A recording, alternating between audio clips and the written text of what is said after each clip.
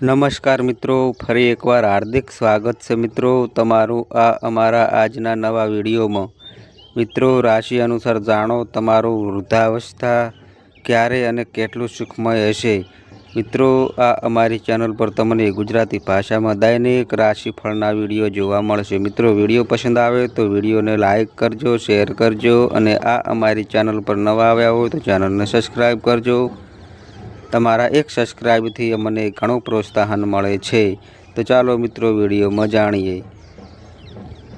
વૃદ્ધાવસ્થા કેટલી ખુશ રહેશે? શું તમે પણ જાણવા માગો છો તમારી વૃદ્ધાવસ્થા કેવી રહેશે? વૃદ્ધાવસ્થા કેવી વસ્તુ છે જ્યારે તમારે ઘણા કાર્યો કરવા માટે બીજા નિર્બળ રહેવું પડશે, ત્યારે તમે જીવના આ તબક્કામાં એકલા જીવી શકતા નથી। તેથી દરેકને તેમને વૃદ્ધાવસ્થાની ચિંતા હોય છે। યુવાનના દિવસોમાં કોઈ દુઃખ કે પરેશાની આવી જાય તો આપણે કરી શકીએ છીએ, પરંતુ વૃદ્ધ થયા પછી આ પ્રકારનું એડજસ્ટમેન્ટ ખૂબ જ મુશ્કેલ બની જાય છે। તો આજે અમે તમને રાશિ પ્રમાણે તમારી વૃદ્ધાવસ્થા કેટલી અને કેવી મહત્વપૂર્ણ રહેશે તે બાબતોને જણાવવા માટે જઈ રહ્યા છીએ। આ બાબતોને ધ્યાનમાં રાખીને અમે તમારા ભવિષ્ય માટે યોજના બનાવી શકીએ છીએ। મિત્રો, હું તમને બધાને વિનંતી કરું છું કે જો તમે પણ ભગવાન વિષ્ણુ અને માતા લક્ષ્મીના આશીર્વાદ મેળવવા ઈચ્છતા હોવ તો વિડીયોને લાઇક કરો, ચેનલને સબસ્ક્રાઈબ કરો અને કોમેન્ટ બોક્સમાં જય મા લક્ષ્મી જરૂર લખજો, જેથી કરીને તમે પ્લાનિંગ પણ કરી શકો છો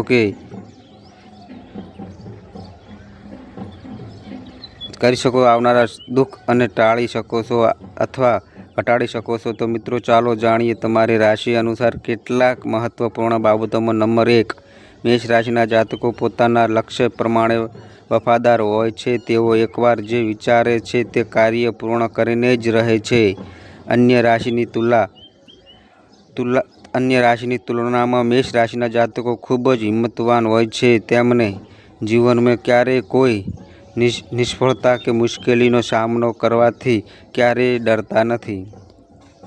આ રાશિના જાતકોની વૃદ્ધાવસ્થા સુખ અને ઉદાસી વચ્ચે રહેશે, એટલે કે ઉંમરના અંતિમ તબક્કામાં વધારે સુખ અને ન તો વધારે દુઃખ હશે। તમારું જીવન સામાન્ય રહેશે, તેમાં કાંઈ ખાસ અને કાંઈ ખરાબ નહીં હોય। તેમનું જીવન વૃદ્ધાવસ્થા સુધી આનંદથી પસાર થશે। નંબર 2, વૃષભ રાશિ। વૃષભ રાશિના લોકો ખૂબ જ ભરોસાપાત્ર હોય છે। તેમની પાસે સ્થિરતા છે અને તેઓ પોતાની શરતો પર કામ કરે છે। તેમના જીવનનો ઉદ્દેશ જીવનભરથી શાંતિ પ્રાપ્ત કરવાનો છે। શાંતિપૂર્ણ જીવન સિવાય તેઓ કોઈ બીજું ઈચ્છતા નથી। વૃષભ રાશિના લોકોને ઘણીવાર ગળાની સમસ્યાઓ જોવા મળે છે। આ રાશિના જાતકો ખાનમાં કંટ્રોલ કરતા નથી, ત્યાંથી તેઓને પેટની સમસ્યા થતી પણ જોવા મળે છે, જેમ કે ગળાની ફરિયાદ અથવા કફ જેવી સમસ્યાઓ। હૃદયરોગને લગતી સમસ્યાઓ પણ થતી જોવા મળે છે। હૃદયરોગ પર તેમને ઘણો પરેશાન કરે છે। તેથી આ રાશિના લોકોને હંમેશા તેમના આહાર અને તેમના હૃદયનું ધ્યાન રાખવું જોઈએ। આ લોકો તેમની વૃદ્ધાવસ્થામાં ઘણું સુખ પ્રાપ્ત કરશે। અહીં સુખનો અર્થ એ માનસિક શાંતિ અને જીવન પ્રત્યેનો સંતોષ। તેઓને પછીના જીવનમાં કદાચ વધુ લક્ઝરી મળશે, પરંતુ જ્યાં સુધી તેઓ તેમને પોતાની આંખે જુએ છે ત્યાં સુધી તેમને કોઈ વિશ્વાસ થતો નથી। નંબર 3, મિથુન રાશિ। મિથુન રાશિના લોકો ખૂબ જ ખાસ શ્લેષકો અને લોકો હોય છે। તેઓ ખૂબ જ અસરકાર વાતચીત કરનાર પણ હોય છે। આ કારણે તેઓ કોઈ પણ પરિસ્થિતિમાં કોઈ પણ સમસ્યાનો ઉકેલ લાવી શકે છે। આ રાશિના જાતકોને કંટાળો આવતો નથી, તેથી સ્વાસ્થ્ય સંબંધિત સમસ્યાના કારણે વૃદ્ધાવસ્થામાં કેટલીક સમસ્યાનો સામનો કરવો પડી શકે છે। સમજદાર બનો કે તમે કે તમે હવેથી તમારા સ્વાસ્થ્ય વિશે જાગૃત થાઓ. ખરાબ સ્વાસ્થ્યને કારણે તમારો વૃદ્ધાવસ્થાનું જીવન પરેશાની ભરેલું વ્યક્તિત્વ થઈ શકે છે. નંબર 4, કર્ક રાશિના જાતકો. કર્ક રાશિના લોકો પર બહારથી ખૂબ જ કઠોર હોય છે, પરંતુ અંદરથી તેઓ ખૂબ જ લાગણીશીલ હોય છે. તેમની લાગણીઓમાં ઊંડાણ હોય છે. આ રાશિના લોકો જ્યારે કોઈની સાથે સંબંધ બાંધે છે ત્યારે તેમની સાથે ખૂબ જ આત્મીયતા હોય છે. તેઓ પોતાના પ્રિયજનોની દરેક વાત સાંભળે છે અને તેમની કાળજી રાખે છે. આ રાશિ સાથે સંકળાયેલા લોકો તેની સાથે અત્યંત સુરક્ષિત અનુભવે છે.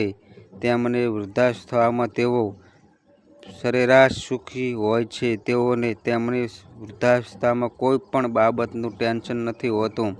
તેઓ તેમના છેલ્લા દિવસો સુધી ખૂબ જ આરામ કરે છે અને શાંતિથી પસાર કરે છે. નંબર 5, સિંહ રાશિ. સિંહ રાશિના લોકો બહિર્મુખી સ્વભાવના હોય છે. તેઓ ખૂબ જ દ્રઢ નિશ્ચય ધરાવતા હોય છે અને કંઈક કરવાની ઈચ્છા ધરાવતા હોય છે. તેઓ લોકોથી કોઈ પણ વાત છુપાવતા નથી અને તેઓ સમગ્ર વિશ્વને પ્રેક્ષક માને છે. તેઓ તેમના જીવનમાં સફળ થાય છે અને આવનારા પોતાના કામના વખાણ મેળવે છે. વૃદ્ધાવસ્થામાં સંબંધોમાં તિરાડના કારણે તેમને કેટલાક પેન્શનમાં રહેવું પડી શકે છે.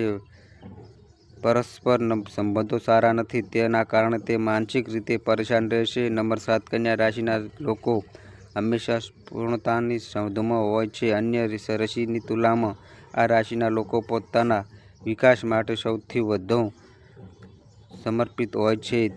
તેઓ હંમેશા પોતાની સફળતાને આગળ વધારવાનો પ્રયાસ કરે છે અને આ પ્રક્રિયામાં ઘણી વખત તેઓ અન્ય લોકોની મદદ પણ લે છે. તેઓ તેમની વૃદ્ધાવસ્થા ખૂબ જ આરામ અને શાંતિ પસાર કરશે. તેમની ઉન્નત વય હોવા છતાં તેઓ જીવનનો આનંદ માણશે અને તેઓ હંમેશા સુખ રહેશે. નંબર 7, મકર રાશિ. મકર રાશિ વિશે વાત કરીએ તો મિત્રો, મકર રાશિના લોકો ખૂબ જ મહેનતુ અને સમર્પિત હોય છે. આ રાશિના જાતકો ઈમાનદારી સાથે નામ કમાવામાં માને છે. તેઓ હંમેશા આત્મનિર્ભર બનવા માગે છે. તેઓ માટે તેઓ સતત પ્રયત્નો કરતા રહે છે અને તેમના પ્રયત્નથી બીજાને પણ પ્રેરણા